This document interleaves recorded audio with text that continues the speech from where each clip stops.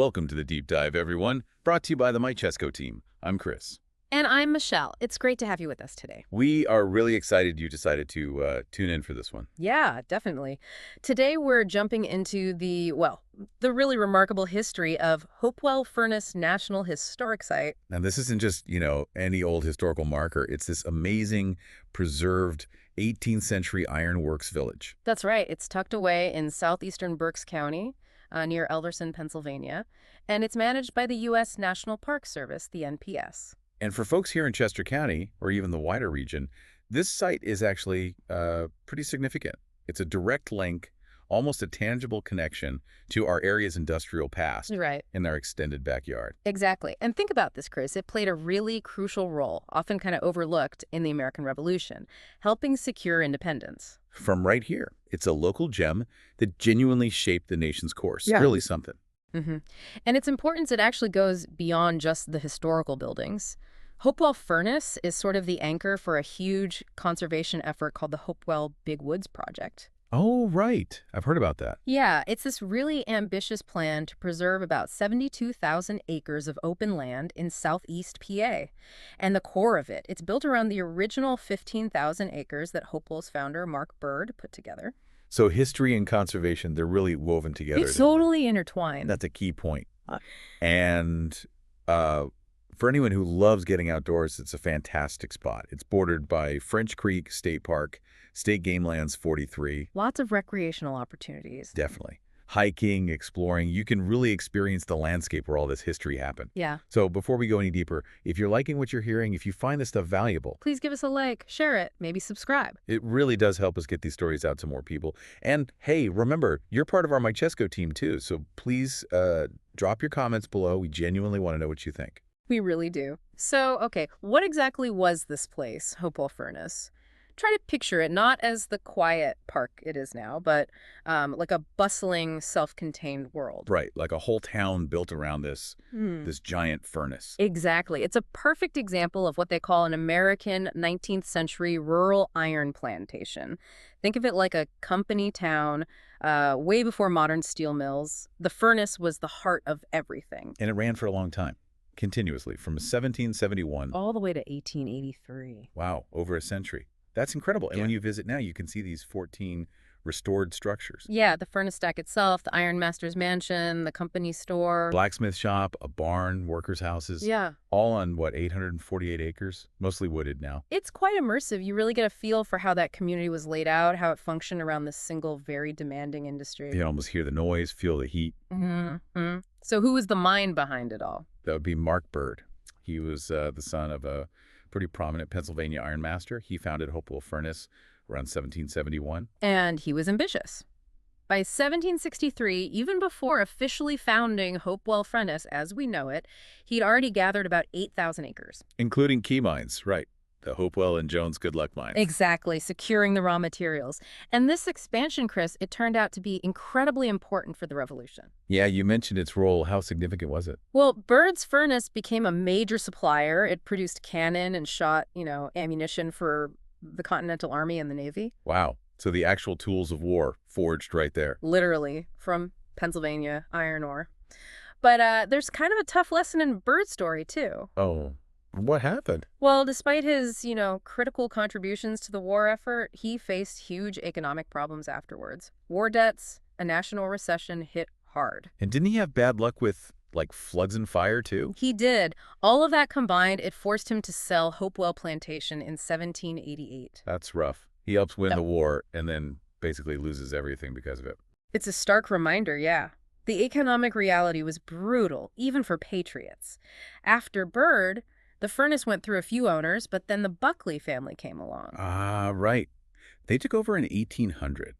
Daniel Buckley and some brothers-in-law, the Brooks. That's them. And they held on to it for 83 years. Under them, Hopewell saw its most prosperous time. The golden era, so to speak. When was that exactly? Mostly between about 1820 and 1840. That's when production really peaked. They specialized in making stove plates. Stoves, like for heating and cooking. Exactly. Cast iron stoves were becoming really popular. And get this, in 1839 alone, they produced over 5,000 5,000 stoves. 5,152, I think the record shows. It's astounding, from a charcoal-fired furnace powered by water. Incredible output. Which leads to the question, right? If it was so successful then, why did it eventually close down in 1883? Technology, I bet. Things changed. You got it. The whole iron-making industry was shifting. They were moving away from charcoal fuel towards using anthracite coal, which burned hotter and was more available near big cities. And then came steel, right?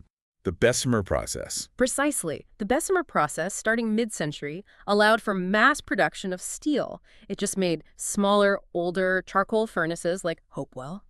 Obsolete. They couldn't compete economically. Progress just rolled right over them.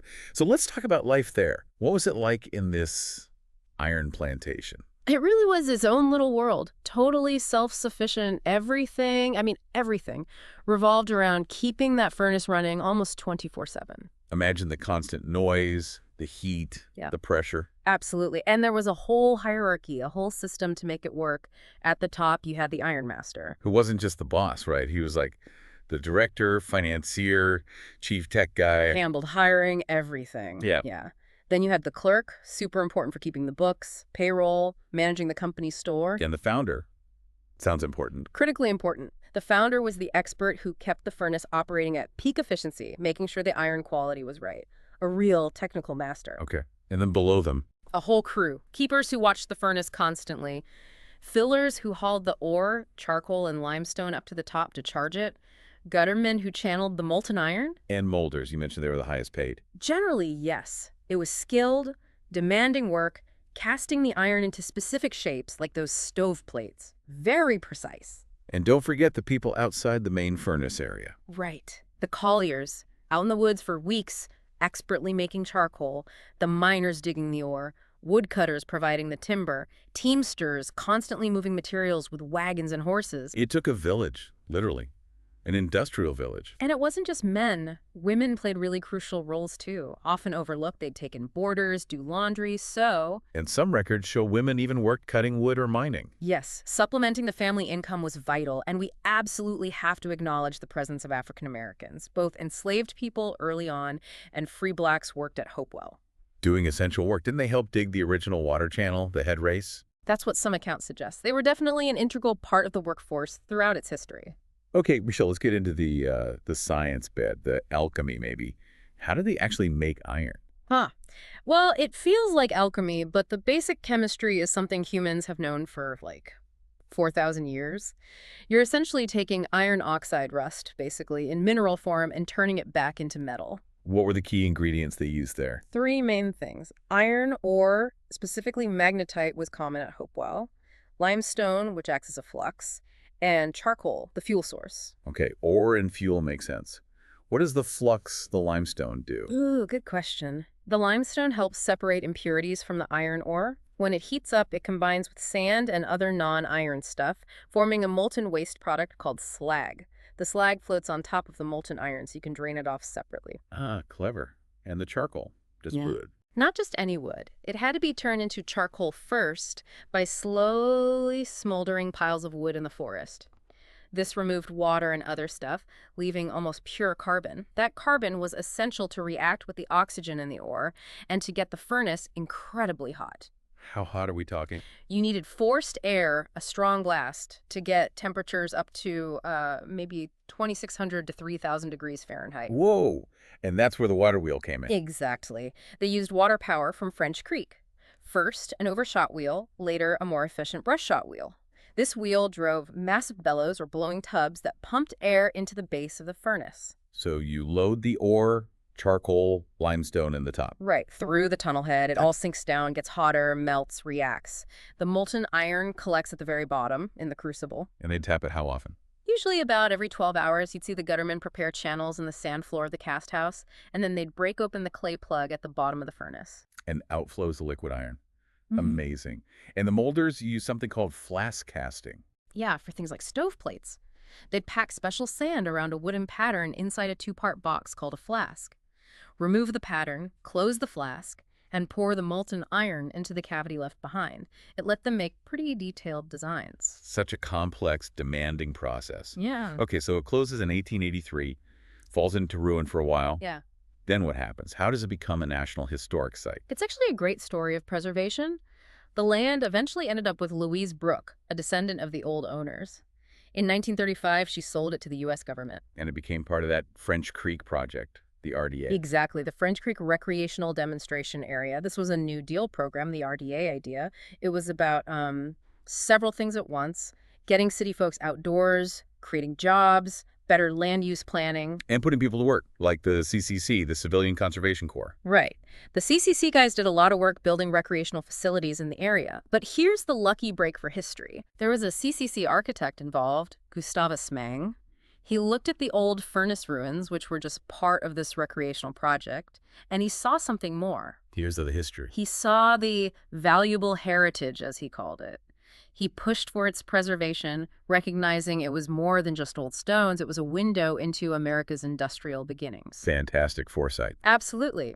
And because of people like him, Hopewell Village National Historic Site was officially established in 1938.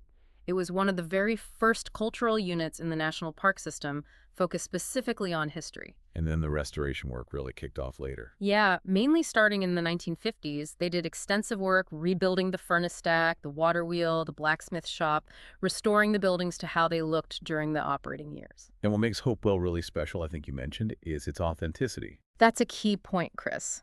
Unlike some places that are recreations, maybe buildings moved from elsewhere, Hopewell is the real place. These are largely the original structures on their original locations. The NPS worked hard to preserve that authentic feel. You're walking through actual history. So if someone visits today, what's the experience like? Well, you can explore those 14 restored buildings, plus dozens of other features across the site. They often have demonstrations going on. Like making the stoveplates. Yes, they demonstrate sand molding, often using aluminum now for safety and speed, but it shows the process. You can also see blacksmithing, maybe charcoal making demonstrations sometimes. And it's not just the iron stuff, right? There are seasonal activities. Oh yeah, reflecting the whole plantation life. Depending when you go, you might catch apple picking in the historic orchard, see apple butter making, cider pressing. And I heard about sheep shearing day. That's a big one, usually on Mother's Day. Yeah. They demonstrate 19th century shearing. You see the lambs. It really brings the agricultural side of the plantation to life. Sounds great. Practical info for visitors. Okay, it's generally open Wednesday through Sunday, 9 a.m. to 5 p.m. Check their website for specific holiday hours, though, and it's mostly outdoors, walking between buildings. So wear comfy shoes. Definitely. Pets are okay on leash outside. Picnicking is allowed in certain spots, but, standard park rules apply. No smoking in historic structures, no metal detecting, that kind of thing to protect the site. Makes sense. Michelle, when you think about Hopewell in the context of the National Park Service, it really touches on some big themes. It really does. There's archaeology, learning about past lives from what's left behind. There's the idea of cultural landscapes, how people shaped and were shaped by this specific place, this environment. And conservation, too, right? Yeah. Especially thinking about how much wood that furnace consumed. Huge amounts, maybe 50 acres of forest a week sometimes, just to make charcoal to keep it running. Yeah. It makes you appreciate the conservation efforts happening now, like that Hopewell Big Woods project. So here's something maybe for you, our listener, to think about. Hopewell Furnace was built on using up natural resources, transforming the landscape for industry. Now, it's preserved, protected. It's this quiet, reflective place. Right. So what does digging into this past tell us about our choices today? About balancing industry, environment, and preserving our history. About how we use resources and build communities now. That's a deep thought to end on. It's been fascinating exploring this, Chris. It really has. Thank you, everyone, so much for joining us on this deep dive into Hopewell Furnace. Yeah, thanks for listening. It really shows how important these local sites are for understanding the bigger picture, our whole regional and national story. Absolutely. And hey, a big shout out and thank you to John in Euclid Township for tuning in. We appreciate you listening, John. Awesome. And remember, everyone, head over to MyChesCo.com for all your Chester County news, info, and events. We drop a new deep dive like this every Monday. So come back next week? Please do. And seriously, leave us your comments below.